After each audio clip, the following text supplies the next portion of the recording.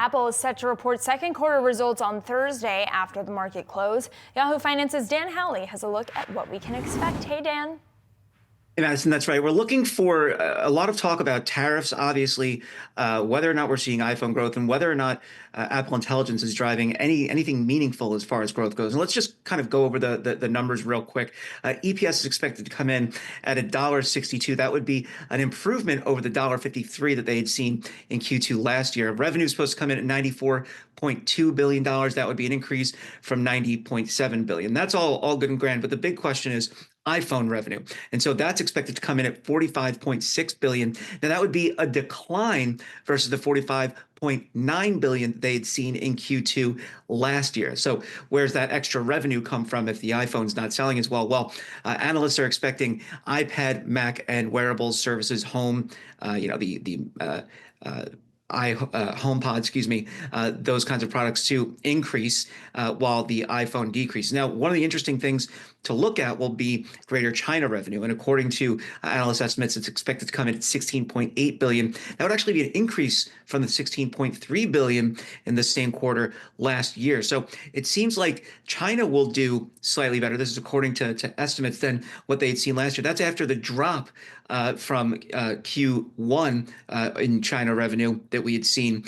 So a better kind of outlook for overall Greater China revenue, which obviously an incredibly important market for Apple, but it's seemingly not lining up with what they're expecting from the iPhone. So it could be that the Greater China revenue increases as a result of consumers getting out there trying to get ahead of any potential issues related to the tariff situation.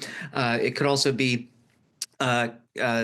to do with sales that were going on over in China at the time. And I think one of the important things that we're going to be looking for is whether there's pull forward from consumers in the last quarter. In other words, whether or not consumers knew the tariffs were coming and decided, well, okay, let's go get an iPhone now so we don't have to potentially pay more. We should see more of that in Q3.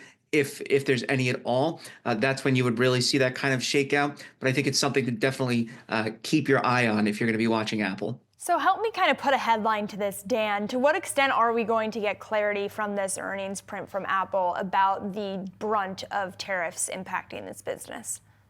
Now, I don't think we're going to get very much, clear-cut answers. I think that, Apple is very diplomatic. Obviously, Tim Cook has a decent relationship with President Trump. So I don't think that they're going to say, look, tariffs are going to annihilate us or anything like that. I do think that there will be some probably hedging as far as the coming guidance goes, whether or not they'll dive into, where that issue will be, whether or not they'll talk about the, broader tariff plan or any kind of, critiques of that. I don't think that's going to happen.